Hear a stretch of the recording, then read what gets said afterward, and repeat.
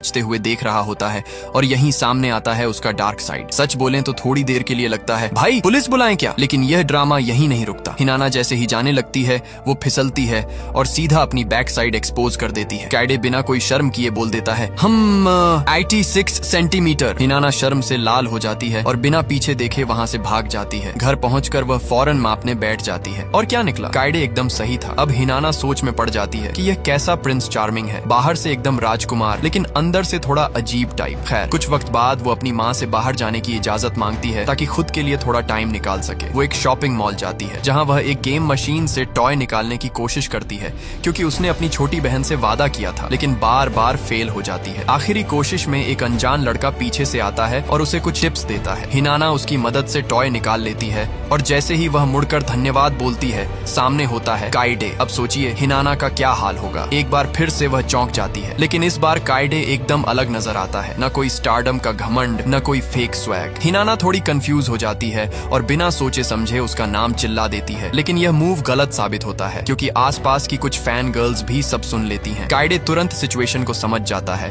और उसका हाथ पकड़कर उसे वहाँ से बाहर निकाल लेता है। जैसे ही दोनों एक सेफ जगह पहुँचते हैं, हिनाना पूछती है कि वह मॉल में कर क्या रहा था। काइडे मुस्कुराते हुए कहता है शूट करना है, लेकिन उससे पहले थोड़ी मोटिवेशन चाहिए थी। हिनाना के पास बोलने को कुछ नहीं होता, बस वह हंसकर कहती है डोंट वरी, तुम्हारे पीछे वाले फेटिश की बात मैं किसी से नहीं कहूंगी। और फिर कहती है कि अब उसे जाना होगा क्योंकि वो एक फिल्म देखने जा रही है। जब वह चली जाती है, काइडे नोटिस करता है कि उसके जूते का सोल फटा हुआ है और यह देखकर उसके चेहरे पर एक प्यारी सी मुस्कान आ जाती है। कुछ ही देर बाद हिनाना समय पर अपनी फिल्म देखने पहुंच जाती है और जब वह अपने उस हाथ को देखती है जिसे काइडे ने पकड़ा था तो खुद से कहती है अब यह हाथ कभी नहीं धोऊंगी। लेकिन तभी एक और फिल्मी ट्विस्ट, काइडे वहीं आ जाता है उसी थिएटर में उसी मूवी को देखने। फिल्म के दौरान हिनाना बताती है कि उसे रोमांटिक फिल्में इसलिए पसंद हैं क्योंकि वो बहुत स्वीट और दिल छू लेने वाली होती है। उसे सिंड्रेला की कहानी से बहुत लगाव है। और जब मूवी खत्म होती है और हिनाना चुपचाप आंसू पोंछ रही होती है, तभी काइडे अपने जूते उतारता है और हिनाना की तरफ बढ़ा देता है क्योंकि उसने देख लिया था कि उसका जूता टूट चुका है। इस पर हिनाना पहले तो इन जूतों को लेने से मना कर देती है, लेकिन काइडे की जिद के सामने आखिरकार वो हार मान जाती है। अगली सुबह हिनाना क्लास में कुछ खोई खोई सी रहती है, जैसे दिमाग कहीं और हो। न दोस्तों की बातें सुन रही होती है,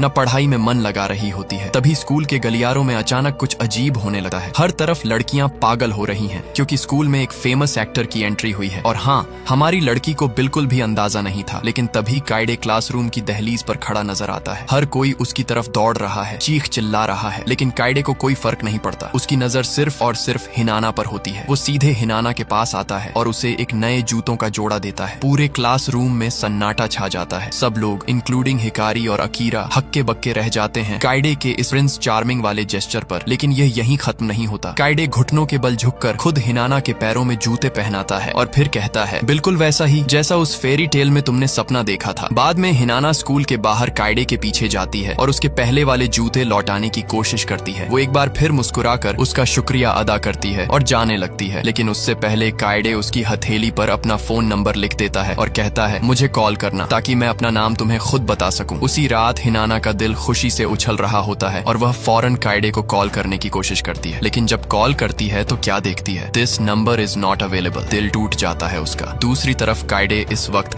अपनी एक्स गर्लफ्रेंड शू के साथ डिनर पर होता है। शू भी एक जानी मानी एक्ट्रेस है। दोनों के बीच अब कोई गिला शिकवा नहीं है, बल्कि मजे से टाइम बिता रहे हैं क्योंकि जल्द ही वो दोनों एक रोमांटिक फिल्म में को स्टार बनने वाले हैं। लेकिन हिनाना के लिए सब इतना पॉजिटिव नहीं है। वह तो अपने हाथ से वह नंबर घिस घिस कर मिटा रही होती है और सोच रही होती है कि काइडे शायद बस उसके जज्बातों से खेल रहा था। उधर काइडे अपनी शूटिंग के लिए वैन में तैयार हो रहा होता है जब उसका मैनेजर उसे समझाता है कि एक एक्टर के लिए पब्लिक में की गई हर हरकत मायने रखती है। छोटी सी गलती भी उसकी इमेज और करियर को खतरे में डाल सकती है। मगर काइडे ध्यान नहीं देता और बस इतना कहता है मैं अभी आता हूँ, क्योंकि उसकी नजर सड़क पर चलती हिनाना पर पड़ चुकी होती है। तुरंत वह वैन से उतरता है और हिनाना के पास पहुँच जाता है। वो सीधा उससे पूछता है तुमने मुझे कॉल क्यों नहीं किया। हिनाना उसे अपना कॉल लॉग दिखाती है और काइडे समझ जाता है कि उसने गलती से अपना पुराना नंबर दे दिया था। वह उसका मोबाइल लेता है ताकि उसे सही नंबर दे सके, लेकिन हिनाना उसका फोन झटक कर कहती है मुझसे ऐसे मत खेलो, पहले तुम्हारे लिए फीलिंग्स थी लेकिन अब कुछ नहीं बचा। वो वहाँ से जाने लगती है, लेकिन तभी काइडे उसका हाथ पकड़ लेता है। मुस्कुराकर कहता है उम्मीदें रखना अच्छी बात है, और बिना देर किए अपना मास्क पहने हुए ही हिनाना को एक प्यारा सा किस दे देता है, बिल्कुल एक के ड्रामा के परफेक्ट क्लाइमेक्स की तरह। जैसे ही काइडे के छोटे छोटे रोमांटिक राज से पर्दा उठता है, हिनाना पूरी तरह शॉक्ड रह जाती है और कुछ बोल ही नहीं पाती। वहीं काइडे धीरे से उसका दिल चुरा लेने वाली बात कह देता है कि जब उसने पहली बार उसे देखा था तभी उसे उसका नाम जानने की तलब थी, क्योंकि वह उसके लिए लव एट फर्स्ट साइट था। अब जाहिर है इतना सीधा और दिल से निकला इजहार सुनकर हमारी हिनाना पूरी तरह पिघल जाती है और आखिरकार अपना नाम उसे बता देती है। अगले ही दिन हम हिनाना को देखते हैं जो बड़ी बारीकी से अपनी अंडरगारमेंट्स चुन रही होती है। अब क्यों? क्योंकि उसका डेट है काइडे के साथ। लेकिन किस्मत को तो हर बार ड्रामा चाहिए। उसी वक्त अकीरा वहाँ पहुँच जाता है और फूलों का गुलदस्ता हाथ में लिए हुए उस पूरे सीन को देखकर कंफ्यूज हो जाता है कि आखिर चल क्या रहा है। फिर कुछ देर बाद हिनाना अपने शानदार ड्रेस में काइडे की वैन का इंतजार करती है। जैसे ही वह आता है वह उससे पूछती है कि डेट पर कहाँ जा रहे हैं, लेकिन काइडे सिर्फ मुस्कुराता है और कहता है बस देखती जाओ, और फिर वह उसे अपने लग्जरी अपार्टमेंट ले जाता है। हिनाना तो उस जगह की भव्यता देखकर हैरान रह जाती है। काइडे उसे बताता है कि उसने पहले कभी किसी लड़की को अपने घर नहीं बुलाया। इसके बाद दोनों साथ में अच्छा वक्त बिताते हैं, गप्पे मारते हैं, काइडे की पुरानी बैंड की तस्वीरें देखते हैं और साथ में लंच करते हैं। और फिर आता है चिल करने का टाइम, जब काइडे